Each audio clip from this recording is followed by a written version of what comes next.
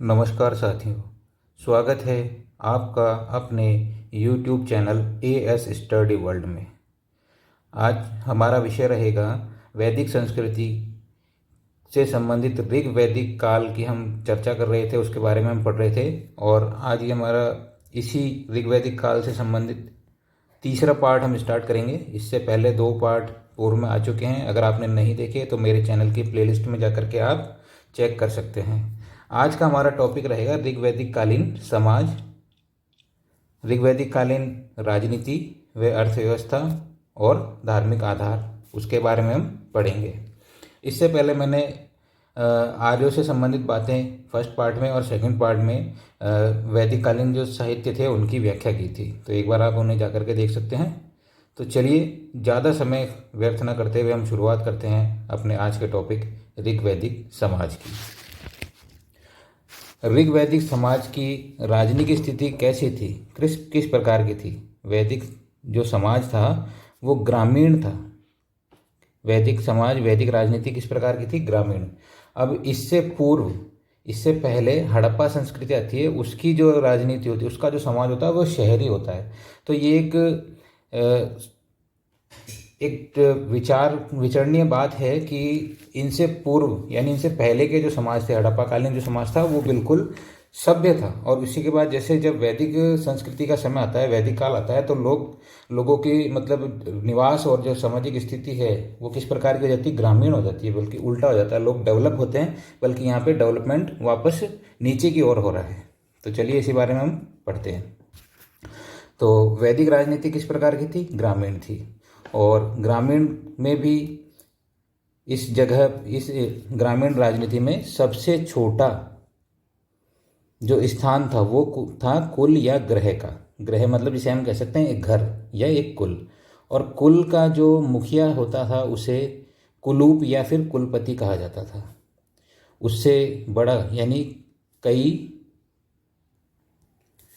कई कुल मिलकर एक ग्राम को बसाते थे, यानी एक ग्राम में कई कुलों का समूह होता था और उसे ग्राम कहा जाता था। यानी राजनीतिक जो इकाई थी कुल या ग्रह से बड़ी ग्राम थी। और ग्राम का जो मुखिया होता था उसे ग्रामीणी कहा जाता था। अब कई ग्राम मिलकर के, कई गांव या फिर ग्राम मिलकर के, हम आज की वर्तमान भाषा में गांव कहते हैं, कई ग्राम मिलकर के किसकी रचना करते थे? विष की रचना करते थे, विष।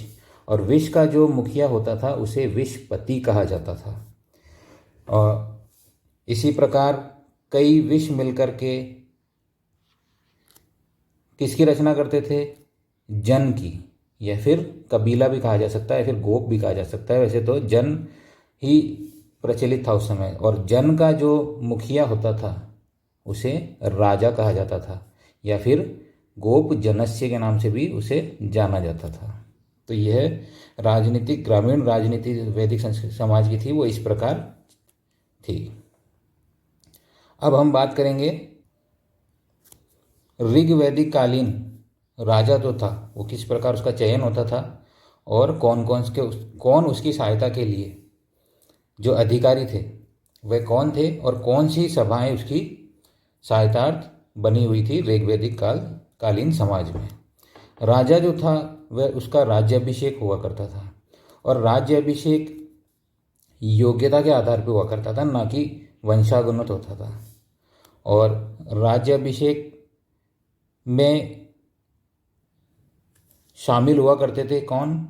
महिषी यानी उसकी रानी, साथ ही साथ जितने भी हमने ऊपर राजनीतिक इकाइयाँ देखी थी, जैसे कि ग्राम का मुखिया ग्रामीणी, कुल का मुखिया कुलपति, विष का मुखिया विषपति, और साथ ही साथ रथकार व कर्मकार आदि सभी रथनिन इसके राज्याभिषेक में भाग लेते थे।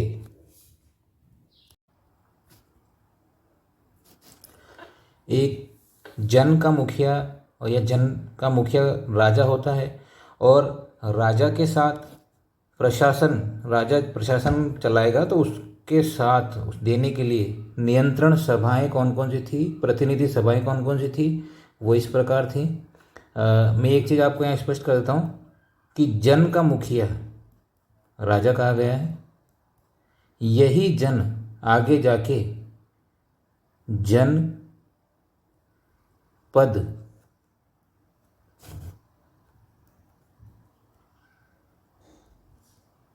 जनपद बनेंगे और इन्हीं जनपदों से ये जब विकसित होंगे तो आगे जा कर के महाजनपद बनते हैं। और जब हम इतिहास को पढ़ते हुए आगे के क्रम में बढ़ेंगे तो ऋग वैदिक काल व उत्तर वैदिक काल के बाद में आता है महाजनपद काल। हमारा जो अगला विषय होगा इसके बाद में, वैदिक संस्कृति के बाद में, वह होगा महाजनपद काल।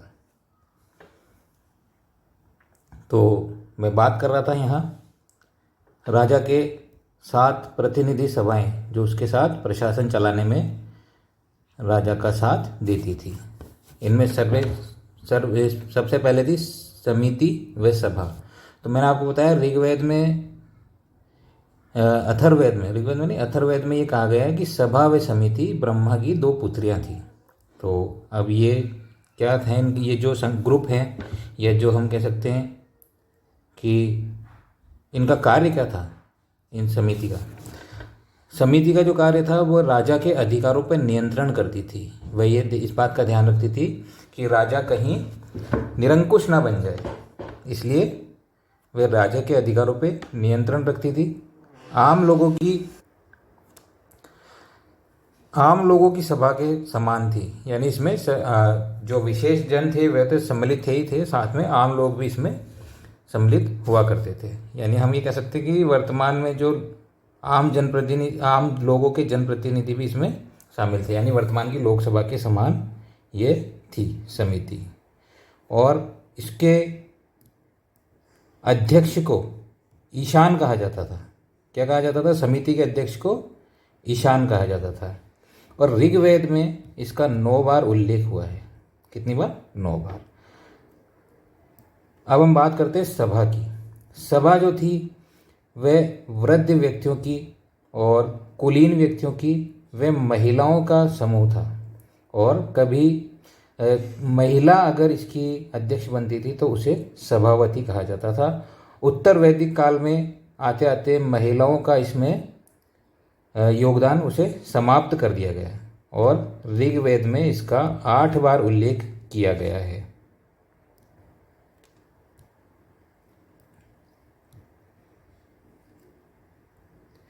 विदित के बारे में बात करते हैं। 122 बार विदित का उल्लेख किया गया है। और विदित में जो इसका कार्य था, मेन वैदिक कालीन समाज जो था उसका ध्यान रखना, धर्म का संबंधित कार्य, सैन्य संबंधी कार्य, अगर युद्ध की स्थिति होती है तो सेना की व्यवस्था करने का कार्य विदित का था। उपज संबंधी विवरण, अगर कृषि से कोई उपज हो रही है तो उससे संबंधित विवरण व वितरण का कार्य विदित का था।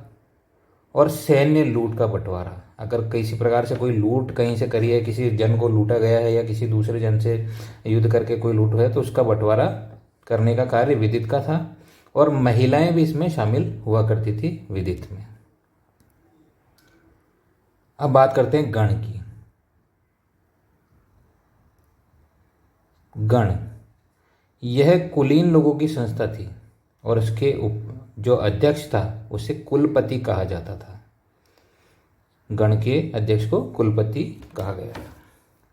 तो ये थी प्रतिनिधि सभाएं जो ऋग्वैदिक काल में जन का मुखिया राजा था उसका सहयोग करने के लिए इनको बनाया गया था। उत्तर वैदिक काल जब उत्तर वैदिक काल का समय आएगा तो केवल समिति और सभा ही 2 संस्थाएं रह जाएंगी, बाकी विदित वहाँ से समाप्त हो जाएगी और गण भी वहाँ से समाप्त हो जाती है। ऊंचा पद राजा का था। दूसरा सर्वश्रेष्ठ रत्निन या पद कह सकते हैं वो पुरोहित का था। और सेनानी तीसरे प्रमुख पद पर था। और चौथे जो मुख्य पद था वो पुरुष या फिर किले का अधिकारी, रक्षक अधिकारी उसे कहा जा सकता है। और 5वां जो पद था वो स्पर्श या गुप्तचर संस्था का प्रधान उसका था। यह ऋग्वैदिक कालीन प्रशासन इस प्रकार चलता था। अब बात करते हैं सैन्य व्यवस्था की। तो ऋग्वैदिक का जो काल था उस समय युद्ध के समय सेना का गठन हुआ करता था। स्थायी रूप से कोई सेना उस समय नहीं होती थी। और सेना का प्रारूप कैसा था? सर्वप्रथम पैदल सैनिक भी उसमें हुआ करते थे, उसके पश्चात घुड़सवार सैनिक भी उसमें हुआ करते थे, और साथ ही साथ अंत में रथों का प्रयोग भी युद्ध के समय सेना द्वारा किया जाता था। अब बात आई है सैन्य व्यवस्था की। तो मैंने आपको पहले जो दूसरा भाग था उसमें बताया था कि ऋग्वेद के 7वें मंडल में किसका उल्लेख हुआ था? ऋग्वेद के 7वें मंडल में उल्लेख हुआ था 10 राज युद्ध का। तो इस 10 राज युद्ध के बारे में हम थोड़ा सा जानेंगे। यहाँ पर ऋग्वेद के 7वें मंडल की रचना ऋषि वशिष्ठ के द्वारा की गई थी, और ऐसा कह सकते हैं कि ये विश्व का प्रथम युद्ध इसे माना जा सकता है। तो थोड़ी इसकी विस्तार से हम चर्चा यहाँ करते हैं कि 10